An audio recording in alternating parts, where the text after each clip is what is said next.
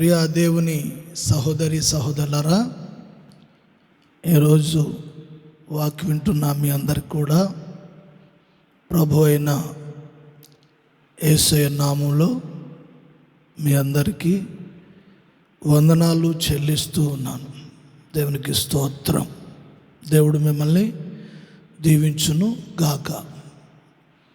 ఈ సమయంలో మనము ధ్యానించుచున్న వాక్య భాగము అపోస్తుల కార్యాల గ్రంథము 9వ అధ్యాయము 36వ వచనము చదువుదాం.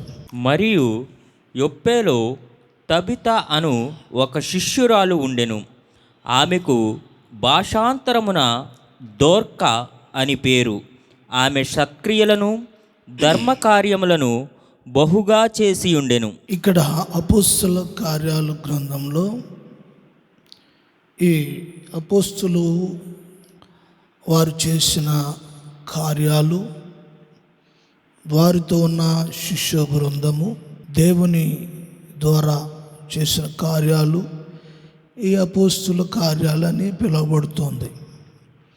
అయితే ఇక్కడ చదివిన భాగంలో ఒక స్త్రీ గురించి రాయబడి ఉంది. ఆమె పేరు తబిత. ఈమె ఒప్పే ఆ ప్రాంతానికి చెందిన స్త్రీ. అయితే ఆ ప్రాంతంలో ఈమెను ఏమని పిలుస్తున్నారు అంటే శిశురాలు అని ఈమె పిలువబడుచున్నది. ఎవరు శిశురాలు?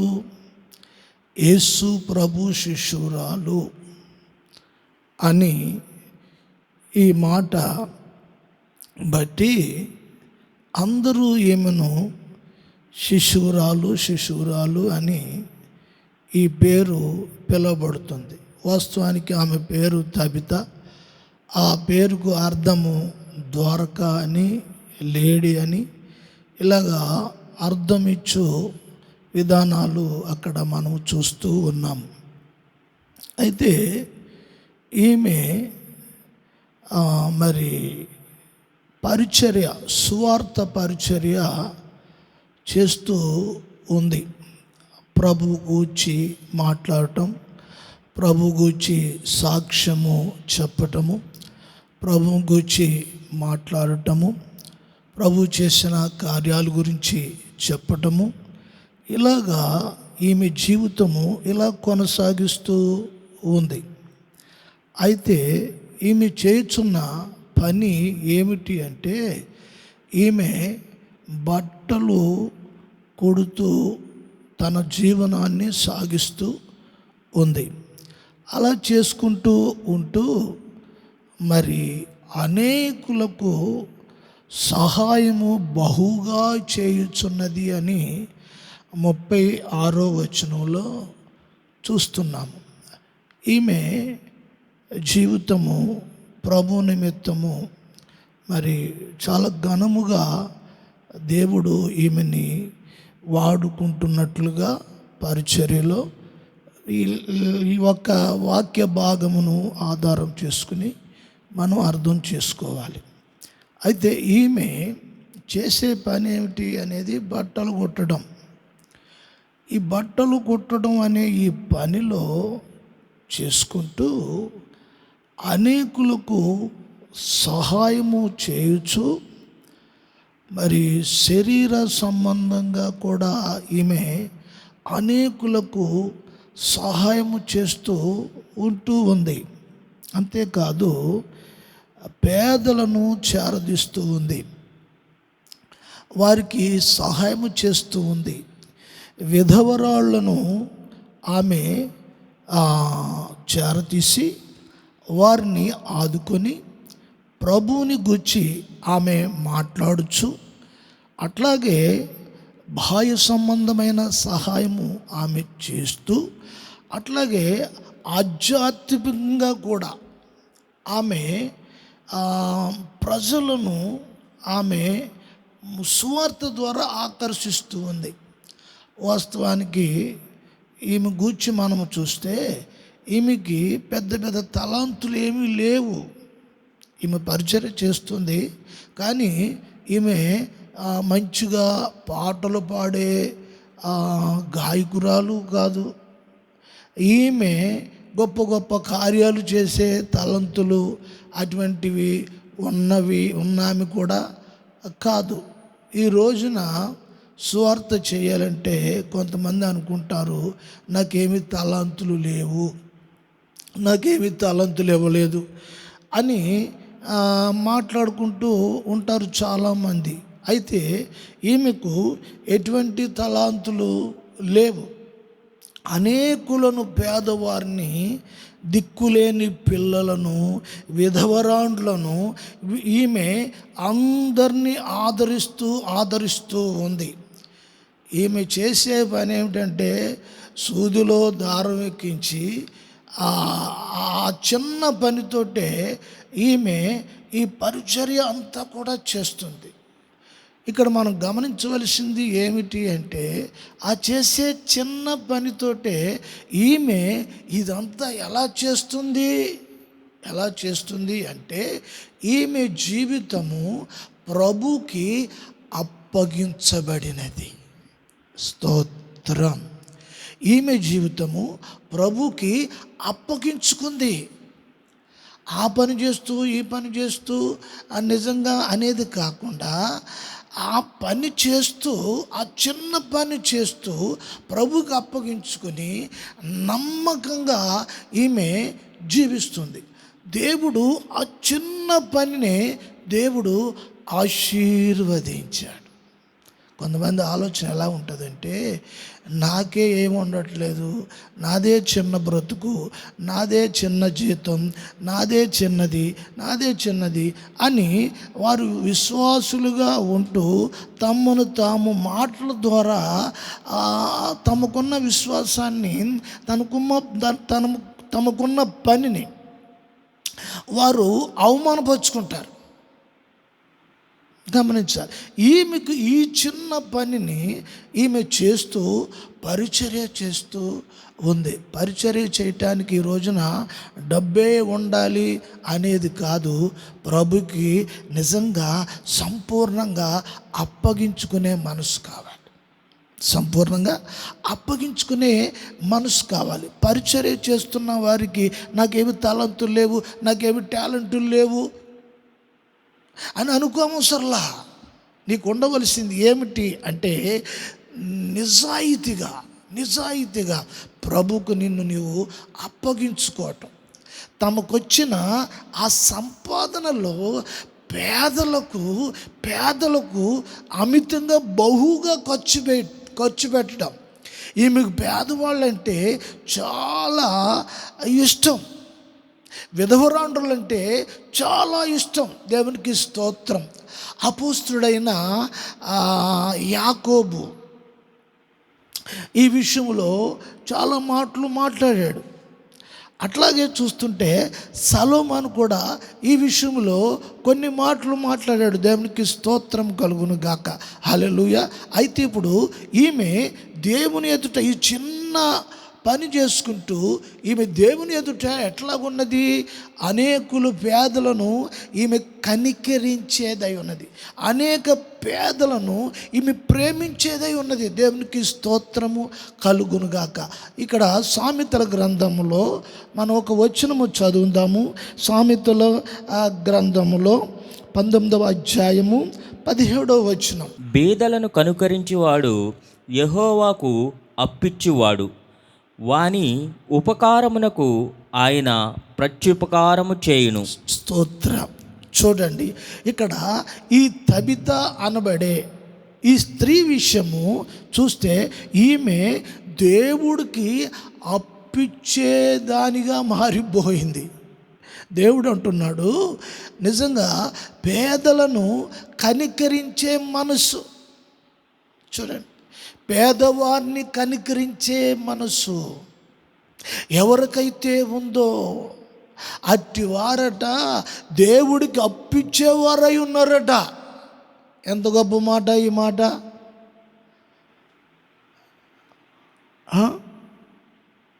అట్టి వారిని బీదలను కనికరించువాడు యెహోవాకు అప్పిచ్చువాడు వాని ఉపకారమునకు ఆయన ప్రత్యుపకారము చేయును. చూడండి, పేదలకు నిజంగా సహాయము చేసేవారి విషయంలో దానికి ప్రతిఫలము ఆ పేదవారి నుంచి ఆ పేదవారు తిరిగి నీకేమి ఇవ్వలేరు. చూడండి, ఇప్పుడు ఎవరికన్నా ఏదన్నా పెట్టాలనుకోండి, ఎవరికైనా పెట్టాలంటే వాళ్ళ ఆలోచన ఎలా ఉంటుందంటే, వీళ్ళకి మనం పెడితే తిరిగి మరలా వాళ్ళు మనకిస్తారు. ఆలోచన ఎట్లా ఉంటుంది, ఈ రోజున మనం పెడితే రేపు మనకి ఇస్తారా వాళ్ళు అనే ఆలోచనతో చేస్తూ ఉంటారు. అయితే పేదవారికి దరిద్రులకి పెడితే తిరిగి వాళ్ళు ఏమిస్తారు, ఏమి ఇవ్వలేరు కదా. అయితే ఇప్పుడు అలా పెట్టే మనసున్న వారి విషయంలో దేవుడట అలా చేసేవారికి అట్టి వారికి ప్రతిఫలము దేవుడే అనుగ్రహిస్తాడట. చూడండి, అంటే ఇప్పుడు తబితకు ఎవరు సహకరిస్తున్నారు, ఎవరు సహాయం చేస్తున్నారు? ఆ చిన్న పనిని బట్టి అనేకులకు ఈమె సహాయం చేయడానికి గల కారణము ఎక్కడి నుంచి వస్తుంది? పైనుంచి ఏమన్నా వస్తుందా, లేకపోతే ఎవరన్నా ఇస్తున్నారా అనేది కాకుండా ఎవరు? దేవుడే. ఆమెకి ప్రతిఫలము దేవుడు అనుగ్రహిస్తున్నాడు. ప్రియ సహోదరి సహోదరులరా, ఈ రోజున నేను ఏమన్నా చేస్తే నాకు మరి ఏమొస్తుంది అనే ఆలోచనతో ఎవరికి నువ్వు చేయవద్దు. నీకు తిరిగి ఇవ్వలేని వాళ్ళకి నువ్వు చేయాలి. నువ్వు ఏదైనా సహాయం చేస్తే, ఎవరి మీదైనా జాలి కనికరం నువ్వు చూపిస్తే ఎటువంటి వారికో తెలుసా? తిరిగి నీకు ఇవ్వలేని ఆ పేద పరిస్థితుల్లో ఉన్నవారికి ఇవ్వాలి. వాక్యంలో ఆ విధంగా మనం చూస్తూ ఉన్నాం. అయితే అపోస్తలుడు యాకోబు కూడా ఈ విషయంలో, తబిత చేసిన విషయంలో కూడా యాకోబు కూడా ఒక మాట మాట్లాడతాడు. గమనిద్దాం ఈ మాట. యాకోబు పత్రికలో 1వ అధ్యాయంలో 27వ వచనం. తండ్రి అయిన దేవుని ఎదుట పవిత్రమును నిష్కలంకమునైన భక్తి ఏదనగా, దిక్కులేని పిల్లలను విధవరాండ్రను వారి ఇబ్బందులలో పరామర్శించుటయు, ఇహలోక మాలిన్యము తనకంటకుండా తన్ను తాను కాపాడుకొనుటయనే. తబిత ఈ విషయాలు అన్నీ కూడా ఆమె చేస్తూ ఉంది. ఏ విషయాలు? దిక్కులేని పిల్లలను ఆదరించటం, ఎదవరాళ్లను వారికి సహాయం చేయటము, వారికి వాక్యం చెప్పి అవసరమైతే వారిని కూడా శిశురాండ్రులుగా చేయటం అనేది. ఇప్పుడు ఆమెకి గురి ఏమిటి? ఆమె ఉద్దేశం ఏమిటి? సువార్త చెప్పి వారిని ప్రభు వైపు ఏవైనా సరే తిప్పాలి. ఆమెకున్న ఆశ, ఆమెకున్న తాపత్రయము, ఆమెకున్న మనసులో కోరిక. దేవునికి స్తోత్రం. అయితే ఇప్పుడు యాకోబు పత్రికలో చదివినట్లుగా ఇప్పుడు తబిత ఆ విషయాలు చేయటంలో వాక్యానుసారముగా ఆమె ఖచ్చితంగా దాన్ని నెరవేరుస్తుంది ఆమె తమ జీవితంలో. మరి నిజంగా ఈమెకి ఎవరన్నా ఉన్నారా అంటే ఈమె పేదరాలే. అంతేకాదు, ఈమె కూడా ఎవ్వరూ లేరు, ఈమె ఒంటరిది. మరి ఒంటరిది అయినప్పుడు మరి ఎటువంటి ఫీలింగ్ ఉండాలి?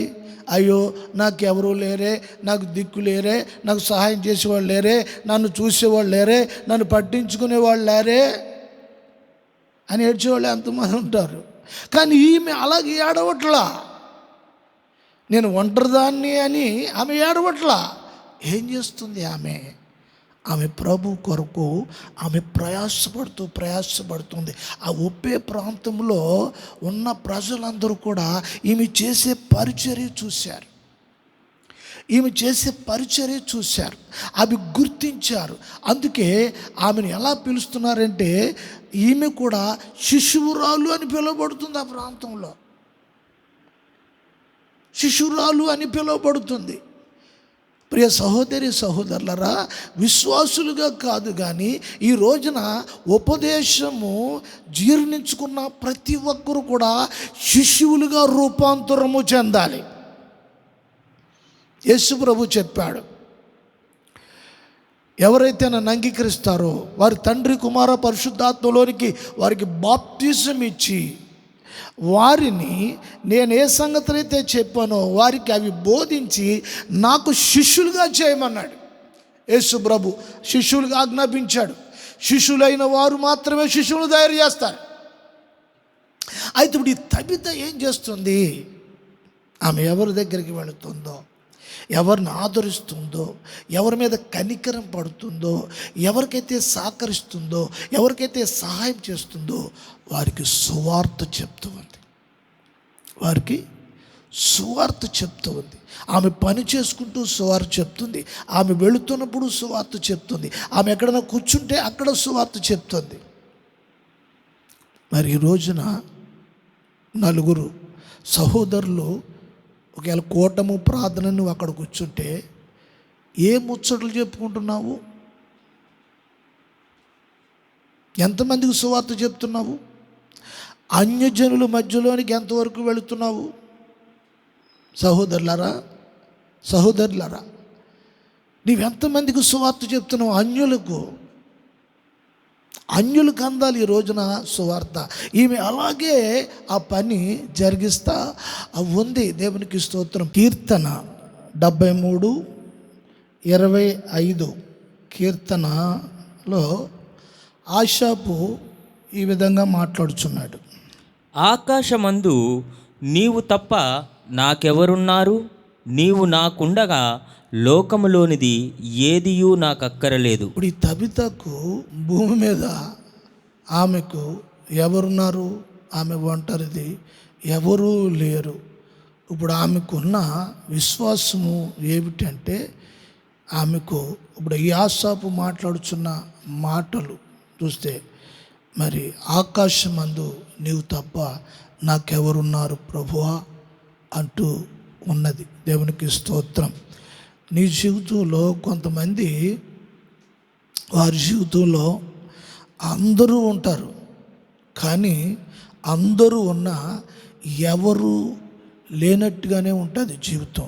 ఎందుచేతంటే ఎందరున్నా ఎవరూ పట్టించుకోరు, ఉన్నా లేనట్టే. అయితే ఈమె జీవితంలో ఈమెకి ఎవరూ లేరు. అయితే ఆమెకున్న ఉద్దేశం ఏంటి? ఆకాశమందు నీవు తప్ప నాకెవరున్నారు ప్రభువా. ప్రభు మీద అంత గాఢముగా ఈమె ప్రేమ పెంచుకుంది. ఈమె అంతగా ప్రేమిస్తుంది ప్రభుని. ప్రభు కొరకు అంతగా ఈమె ప్రేమించింది కనుకనే ఈమె ప్రభు పరిచర్య చేయటానికి ఈమె తన కష్ట జీతాన్ని కూడా ప్రభు పరిచర్య కొరకు ఖర్చు చేసేస్తూ ఉంది. ఈమె బట్టలు కుడుతూ ఉంది, అనేకులకు బట్టలు పంచుతూ ఉంది, అనేకులకు సహాయం చేస్తూ ఉంది. ఇప్పుడు ఆ మనసులో ఉన్న ఆలోచన ఏంటంటే, నేను ఎవరికైనా సహాయం చేయాలి. సాధారణంగా ఎవరు లేని వాళ్ళకి ఎలా ఉంటుందంటే, నాకు ఎవరన్నా సహాయం చేస్తారేమో, వాళ్ళు ఇస్తారేమో, వీళ్ళు ఇస్తారేమో, ఇది చేసుకుంటాను, అది చేసుకుంటాను, అది కావాలి, ఇది కావాలి. ఈ కోరికలు కొంతమందికి ఉంటాయి, గొంతమ్మ కోరికలని. కానీ మరి ఈమెకున్న కోరిక ఏమిటి అంటే, నేను ఇవ్వాలి. ప్రియ సహోదరులారా, ఏమిటి మనసు? ఎక్కడి నుంచి వచ్చింది ఈ మనసు? యేసు కలిగిన మనసే ఈమెకుంది. దేవునికి స్తోత్రము కలుగును గాక. ప్రియ సహోదరి సహోదరులారా, నిజంగా ఈమె జీవితము ఒక మాదిరిగా ఉంది. ఇట్టి మాదిరి పరిచర్య చేసే స్త్రీలలో ఉండాలి. ఇట్టి మాదిరి. సాధారణంగా స్త్రీల స్వభావం ఎట్లా ఉంటుందంటే, మరి నాకు ఇది కావాలి, అది కావాలి అని కొందరు ఉంటారు. అందరూ కాదు, కొందరు ఉంటారు. అయితే ఇప్పుడు పరిచర్య చేసేవారు ముఖ్యంగా వారు ఇవ్వటానికే, తమ కష్టించిన దాన్ని పరిచర్య నిమిత్తము, సువార్త నిమిత్తము ఖర్చు చేయటానికే వారికి మనసు ఉండాలి. ఖర్చు చేయటానికే మనసు ఉండాలి. అంటే ఇప్పుడు ఇతరుల రక్షణ కొరకు ప్రయాసపడటం, తన కష్టార్జితాన్ని ఖర్చు చేయటంలో ఉన్న ఆనందము, తృప్తి ఈమె అనుభవిస్తుంది. మరి నిజంగా ఇతరుల రక్షణ పొందాలి అనే ఆలోచన ఈ దినాల్లో పరిచర్య చేసే స్త్రీలు ఎంతమందికి ఉంది ఆలోచించండి. తబితకున్న అలవాట్లు, ఆలోచనలు, ఆ ఒక మాదిరి, ఈ వాక్యం చదువుతుంటే ఒప్పేలో చాలామంది స్త్రీలు ఉన్నారు. కానీ పరిశుద్ధ గ్రంథములో, అపోస్తల కార్యాల గ్రంథములో కొంతమంది స్త్రీలు పేర్లు ఉన్నాయి. సాధారణంగా బైబిల్లో స్త్రీలు పేర్లు తక్కువగా రాయటం జరిగింది. కారణం ఏమిటి అంటే కొంతమంది సాధారణమైన స్త్రీలు ఉన్నారు, వారి గురించి రాయలేదు. కానీ ఇప్పుడు మరి తబిత ఒక సాధారణమైన స్త్రీ కాదు. సాధారణమైన స్త్రీ అంటే తను వంట చేసుకోవాలి, భర్తను చూసుకోవాలి, పిల్లలను చూసుకోవాలి, ఇల్లును చూసుకోవాలి, అవి కొనుక్కోవాలి, ఇవి కొనుక్కోవాలి, అది సంపాదించాలి, ఇది సంపాదించాలని ఒక సాధారణమైన ఆలోచన ఉంటుంది. అయితే పరిచర్య చేసే స్త్రీకి ఉన్న లక్షణము తబితాన్ని చూస్తున్నప్పుడు ఒక మాదిరి. ఆమె గురించి ఆమె ఉంచుకోవట్లా, ఆమెకేమీ పోగేసుకోవట్లా, ఆమె ఏదో ఒకటి నేను దాచుకోవాలి అని ఆమెకేమీ లేదు. మరి ఏమిటి అంటే, నేను సువార్త చేసి ఆత్మలను ప్రభు రాజ్యానికి నేను నడిపించాలి అంతే. యేసు ప్రభు సిలువలో అన్నాడు, నాకు దాహం దాహం దాహం అన్నాడు. ఇప్పుడు ఆయన దాహం ఏంటి? ఆత్మల దాహం. ఆత్మలు రక్షించబడాలి, ఇది దాహం. ఈ దాహం ఉన్నవారు వారికి కలిగిన కష్టమే కాదు, వారి జీవితాన్ని కూడా ప్రభు కొరకు అర్పణగా చేసేసుకుంటారు తబితలాగా. సహోదరులారా, మీరు ఈ మాటలు మీరు గమనించాలి.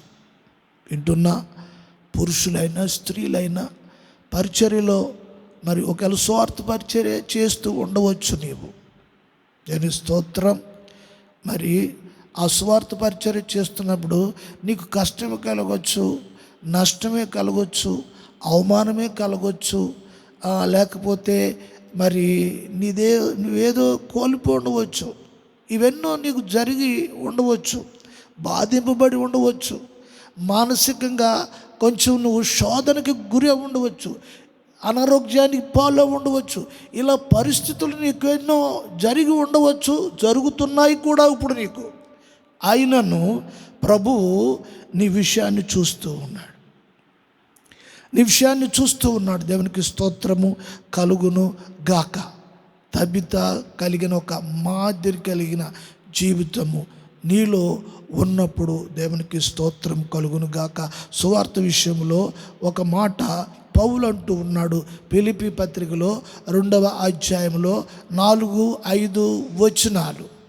మీలో ప్రతివాడును తన సొంత కార్యములను మాత్రమే గాక ఇతరుల కార్యములను కూడా చూడవలెను. క్రీస్తు యేసునకు కలిగిన ఈ మనస్సు మీరును కలిగియుండుడి. స్తోత్రం. పౌలు సంఘంలో రక్షింపబడిన వారికి ఈ మాటలు చెప్తున్నారు. సంఘమా, నీవు నీ సొంత పనులే చూసుకుంటూ ఉన్నావు, నీ ఇంటి పనులే చూసుకుంటూ ఉన్నావు, నీ ఉద్యోగ పనులే చూసుకుంటూ ఉన్నావు, నీ డ్యూటీయే నువ్వు చూసుకుంటూ ఉన్నావు, నీ పిల్లల విషయాలు చూసుకుంటూ ఉన్నావు. ఇవన్నీ నీ సొంత పనులే చూసుకుంటూ ఉన్నావు, చూసుకోవాలి కూడా. అయితే ఇప్పుడు మరి రక్షణ పొందిన నీ జీవితంలో సువార్త భారం అనేది ఒకటి ఉంది. దాని గురించి వాక్యులు పౌలు అంటున్నాడు, మీ సొంత కార్యములు చూసుకునే వాళ్ళు చాలామంది ఉన్నారు. మరి ఇతరుల రక్షణ కొరకు ప్రయాసపడేవారు, వెళ్ళి సువార్త చేసేవారికి సహకరించేవారు. సువార్త అందని ప్రాంతాలు ఎక్కడెక్కడెక్కడో ఉన్నవి. ఆ ప్రాంతాలకి వెళ్ళి ఆ ప్రాంతాల్లో సువార్త, రక్షణ సువార్త ప్రకటించటం, ఆ పని, ఇది ఇతరుల కార్యాలు. పౌలు అంటున్నాడు, మీ సొంత కార్యములే కాదు, ఈ సువార్త కూడా, ఇతరుల గురించి కూడా మీరు ఆలోచించాలి. రక్షణ పొందిన ప్రతి వారికి ఉండవలసిన ఆలోచన ఏంటంటే, నిన్ను గూర్చి నువ్వు ఆలోచించుకుంటున్నా ఉన్నప్పుడు నీ జీవితంలో మేలు నీకు దొరకదు, నువ్వు సంతోషించలేవు.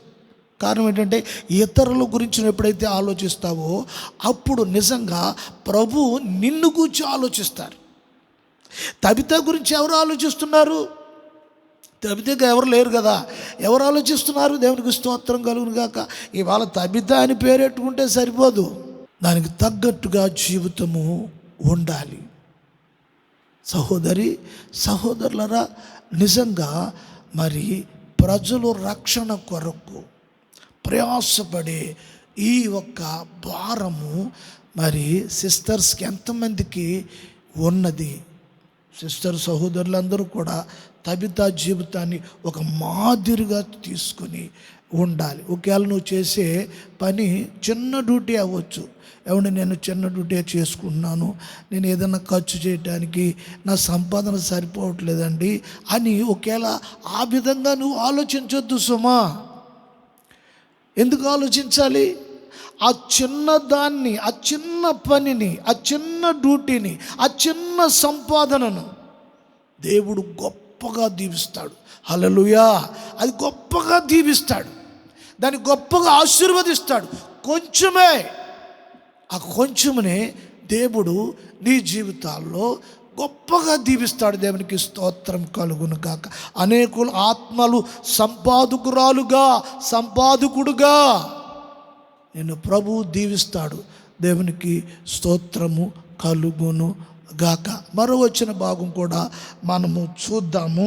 దేవునికి స్తోత్రం. 2వ కొరింథీ పత్రిక 6వ అధ్యాయము 10వ వచనం, ఆఖరి వచనాలు చదవండి. దీంట్లో, దరిద్రులమైనట్లుండియు అనేకులకు ఐశ్వర్యము కలిగించు వారము, ఏమియూ లేని వారమైనట్లుండియు సమస్తమును కలిగిన వారము.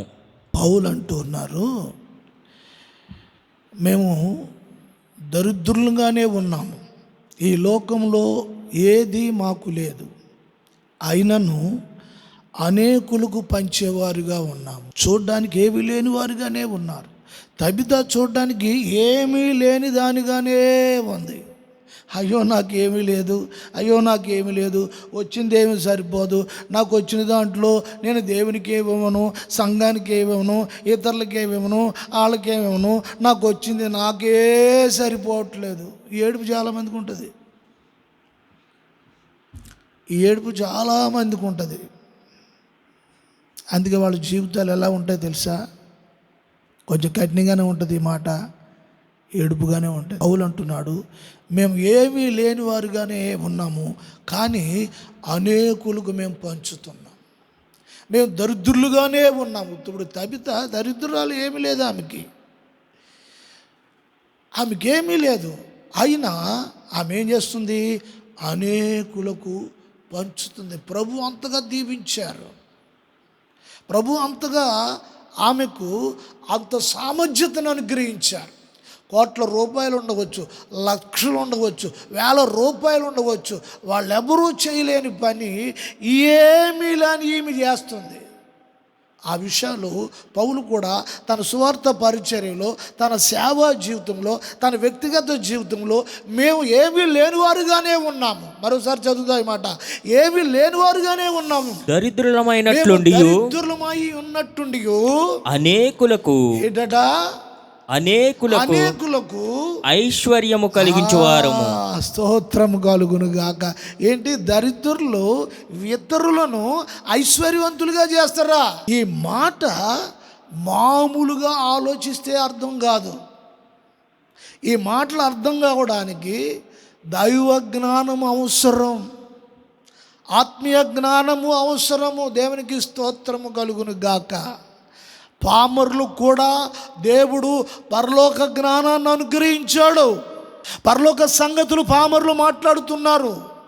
ఈ మహిమగల మాటలు ఎవరు నేర్పితే ఈ మహిమగల మాటలు వీరికి వచ్చినవి, వీళ్ళ పామరులు కాదని ప్రజలు ఆశ్చర్యపోయారు. చూడండి, వీళ్ళు దరిద్రులై ఉండి అనేకులను ఐశ్వర్యవంతులుగా చేస్తున్నారు, పరలోక రాజ్య భాగ్యాన్ని పొందేటట్లుగా చేస్తున్నారు. సువార్త ద్వారా అనేకులు ఐశ్వర్యవంతులుగా చేస్తున్నారు, పరలోక ధన సంపన్నులుగా వారిని చేస్తున్నారు ఈ సువార్త ద్వారా.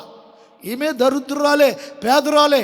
అయితే ఈమె దరిద్రురాలై ఉండి అనేకులను సంపన్నులుగా చేస్తుంది సువార్త ద్వారా. ఈ రోజున మన సువార్త ద్వారా ఎంతమంది దీవించబడుతూ ఉన్నారు.